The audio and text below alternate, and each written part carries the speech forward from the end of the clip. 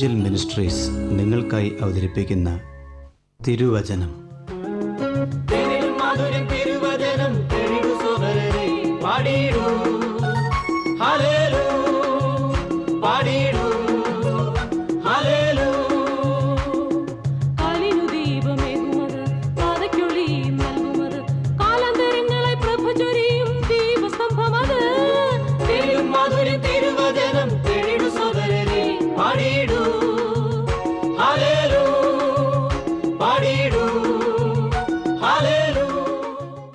ഇന്ന് നമ്മോട് ദൈവവചനത്തിൽ നിന്ന് സംസാരിക്കുന്നത് Suviseshakan James M Thomas Nedumbassery. പ്രാർത്ഥനയോടെ ശ്രദ്ധിച്ചാലും. ഇവാഞ്ചൽ മിനിസ്ട്രീസ് ക്രമീകരിക്കുന്ന തിരുവചനം എന്ന വചന പഠന പരമ്പരയിലേക്ക് ഹാർദമായി അങ്ങേക്ക് സ്വാഗതം.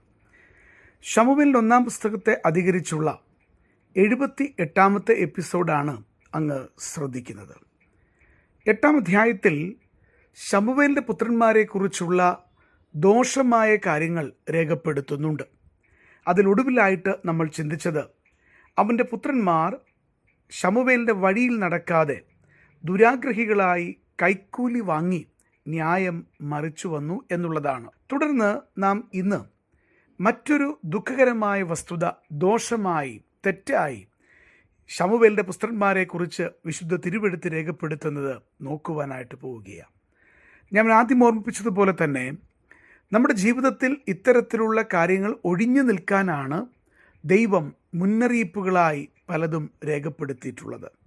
ദയവായിട്ട് തുടർന്ന് ശ്രദ്ധിച്ചാലും 4-5 വാക്യങ്ങൾ വായിച്ചു കേൾക്കാം. അതിനു മുൻപ് ഇങ്ങനെ പറയട്ടെ: ജനമധ്യത്തിൽ ശമൂവേലിന്റെ പുത്രന്മാരുടെ സാക്ഷ്യം നഷ്ടപ്പെടുകയും ജനം അവരെ നിരാകരിക്കുകയും പകരം ഒരു രാജാവിനെ ആവശ്യപ്പെടുകയും ചെയ്യുന്നതാണ് നമുക്ക് കാണുവാൻ കഴിയുക.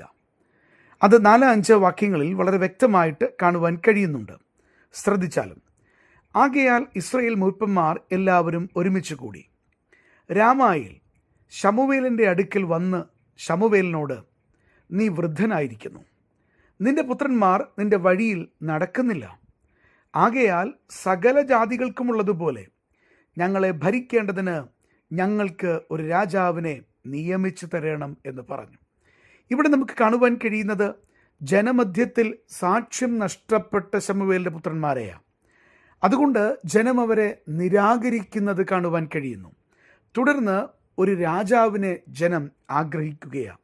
എത്രമാത്രം ദുഃഖകരമായ വസ്തുതയാണ് നമുക്കിവിടെ കാണുവാൻ കഴിയുന്നത്. നോക്കുക, ഇസ്രായേൽ മൂപ്പന്മാർ എല്ലാവരും ഒന്നിച്ചുകൂടി അവരൊരുമിച്ച് ശമൂവേലിൻ്റെ അടുക്കൽ വരികയാണ്. ഈ പ്രാവശ്യം അവർ വരുന്നത് ദുഃഖിപ്പിക്കുന്ന ഒരു കാര്യം ശമൂവേലിനോട് പറയാനായിട്ടാണ്. എന്താണ് അവർക്ക് പറയാനുള്ളത്? അതിൻ്റെ ഒരു ആമുഖം അവർ പറയുകയാണ്: നീ വൃദ്ധനായിരിക്കുന്നു. അങ്ങ് വൃദ്ധനായി ശമൂവേലേ, പണ്ടത്തെ പോലെ അങ്ങക്ക് പലതും ചെയ്യുവാനായിട്ട് കഴിയുന്നില്ല. അത് തന്നെയുമല്ല, അങ്ങ് ഇസ്രായേലിന് ന്യായാധിപന്മാരാക്കി വെച്ച അങ്ങയുടെ പുത്രന്മാരുണ്ടല്ലോ, അവർ അങ്ങയുടെ വഴിയിൽ നടക്കുന്നില്ല. ഇത് എത്ര ദുഃഖകരമായ കാര്യമാണ്. നാം മുൻപ് ഓർത്തതുപോലെ ദാൻ മുതൽ ബർശേബ വരെയുള്ള ഇസ്രായേലൊക്കെയും ശമൂവേൽ യഹോവയുടെ വിശ്വസ്തനായ പ്രവാചകനാണ് എന്നറിഞ്ഞു. അങ്ങനെയാണെങ്കിൽ ശമൂവേൽ നടന്ന വഴി വിശ്വസ്തയുടെ ആയിരുന്നുവെന്നും ആ വിശ്വസ്തയുടെ വഴിയിൽ ഈ പുത്രന്മാർ നടക്കുന്നില്ല എന്നുമാണ് അവരെക്കുറിച്ച് ഇസ്രായേലിൻ്റെ മൂപ്പന്മാർ അപ്പനായ ശമൂവേൽ പ്രവാചകനോട് പറയുന്നത്. ഒരപ്പൻ്റെ ഹൃദയത്തിന് എത്ര ദുഃഖം ഇതുണ്ടാക്കും! പ്രത്യേകിച്ചും ഒരു ഭക്തനായ പിതാവിന് എത്ര ദുഃഖം ഇതുണ്ടാക്കും! പ്രിയപ്പെട്ടവരെ, ഇത് വളരെ സങ്കടകരമായിട്ടുള്ള വിഷയമാണ്. എന്നാൽ ശമൂവേൽ മുൻപ് ഈ കാര്യങ്ങൾ ആലോചിക്കേണ്ടതായിരുന്നു. വളരെ വൈകിപ്പോയ ഒരു സമയത്ത് അദ്ദേഹത്തോട് ഈ മൂപ്പന്മാർ വന്ന് പറയുകയാണ്: അങ്ങ് വൃദ്ധനായിരിക്കുന്നു ശമൂവേലേ, അങ്ങയുടെ കാലം കഴിഞ്ഞാൽ, അല്ലെങ്കിൽ അങ്ങ് ആക്കി വെച്ചിട്ടുള്ള അങ്ങയുടെ പുത്രന്മാർ അവർ അങ്ങയുടെ വഴിയിൽ നടക്കുന്നില്ല. അതുകൊണ്ട് അവർ പറയുക, ആകയാൽ അവർ മറ്റൊരു വസ്തുതയിലേക്ക് വിരൽ ചൂണ്ടുകയാണ്: സകല ജാതികൾക്കുമുള്ളതുപോലെ ഞങ്ങളെ ഭരിക്കേണ്ടതിന് ഞങ്ങൾക്കൊരു രാജാവിനെ നിയമിച്ചു തരണം. ഇസ്രായേൽ ജനം തങ്ങളുടെ ചുറ്റുമുള്ള സകല ജാതികളെയും ഒന്ന് നോക്കുകയാണ്. അത് ദൈവം ആഗ്രഹിക്കുന്ന വിഷയമല്ല. സ്വർഗത്തിലെ ദൈവം വെച്ച വ്യവസ്ഥയ്ക്കനുസരിച്ച് ജീവിക്കേണ്ടുന്ന ഇസ്രായേൽ ഇപ്പോൾ തങ്ങൾക്ക് ചുറ്റുപാടുമുള്ളവരെ നോക്കുകയാണ്. പ്രിയപ്പെട്ടവരെ, അതിനൊരു കാരണമെന്ന് പറയുന്നത് ശമൂവേൽ തൻ്റെ പുത്രന്മാർ അതിന് യോഗ്യരല്ലാതിരുന്നിട്ടും അവരെ ന്യായപാലനം ഏൽപ്പിച്ചു എന്നുള്ളതല്ലേ? എത്രമാത്രം സങ്കടകരമായ കാര്യമാ! ദൈവം ആഗ്രഹിക്കാത്തവർ, ദൈവം വിളിക്കാത്തവർ, ദൈവമാക്കാത്ത സ്ഥാനങ്ങളിലേക്ക് വരുമ്പോൾ, മാനുഷിക നിയമങ്ങൾ അതിന് പിൻബലം നൽകുമ്പോൾ, അത് പിൽക്കാലത്ത് ദൈവജനത്തെ എത്ര ദാരുണമായ സ്ഥിതിയിലെത്തിക്കുമെന്നുള്ളത് മറക്കുവാൻ പാടുള്ളതല്ല. കർത്താവ് തരുന്ന ശുശ്രൂഷകൾ കർത്താവ് നിയമിച്ചവരാണ് ചെയ്യേണ്ടത്. അത് ചെറുതെന്നോ വലുതെന്നോ മാനുഷികമായ വ്യത്യാസം വയ്ക്കുവാൻ ആവശ്യമില്ല. ദൈവമാക്കുന്ന ശുശ്രൂഷകൾ കർത്താവ് ആക്കി വയ്ക്കുന്നവർ ചെയ്യുമ്പോഴാണ് അത് ജനത്തിന് പ്രയോജനീഭവിക്കുന്നത്. ഇവിടെ ഇതാ അങ്ങനെയല്ലാത്തൊരു സ്ഥിതിയിൽ സകല ജാതികളെയും ചുറ്റും നോക്കുന്ന ഇസ്രയേലിനെ ദുഃഖത്തോടെ വേദപുസ്തകം നമുക്ക് കാണിച്ചു തരികയാണ്.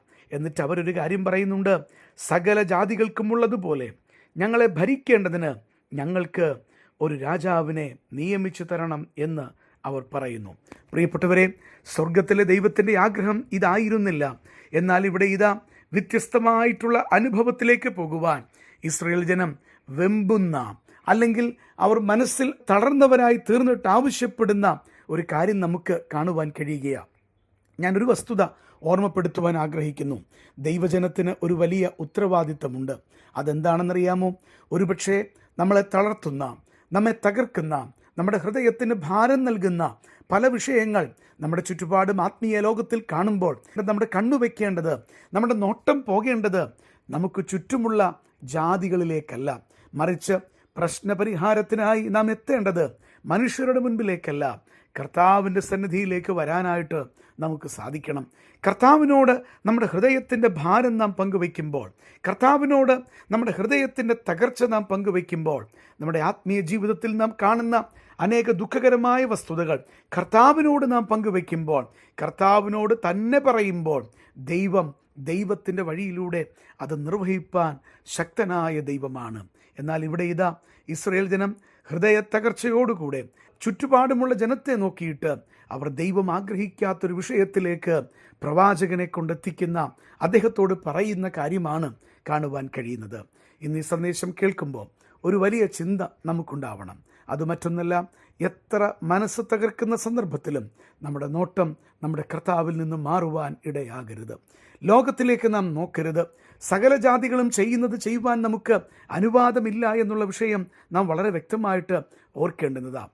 അപ്പോൾ തന്നെ ദൈവമാക്കി വയ്ക്കാത്തവർ ആ ശുശ്രൂഷ ചെയ്യാതിരിപ്പാൻ, ദൈവമാക്കുന്നവർ മാത്രം, ഓരോ വിശ്വാസികളും ദൈവമേൽപ്പിക്കുന്നത് മാത്രം ചെയ്യുവാനുള്ള ഒരു തീരുമാനം നാം എടുക്കുമെങ്കിൽ എത്ര അനുഗ്രഹീതമായ ക്രിസ്തീയ ജീവിതത്തിന് നാം ഉടമകളായിത്തീരും. അതിനായിട്ട് സ്വർഗത്തിലെ ദൈവം നമ്മെ സഹായിക്കട്ടെ എന്ന് പ്രാർത്ഥിച്ചുകൊണ്ട് വാക്കുകൾ നിർത്തുന്നു. ദൈവം അങ്ങേ അനുഗ്രഹിക്കട്ടെ. ഈ സന്ദേശം ശ്രദ്ധിച്ച എല്ലാ പ്രിയപ്പെട്ടവർക്കും കർത്തൃനാമത്തിൽ നന്ദി. ബൈബിൾ കറസ്പോണ്ടൻസ് കോഴ്സിൽ ചേർന്ന് പഠിക്കുവാൻ ആഗ്രഹിക്കുന്നവർ മേൽവിലാസം അയച്ചു തന്നാലും പ്രാർത്ഥനാ വിഷയങ്ങളും അറിയിക്കുമല്ലോ.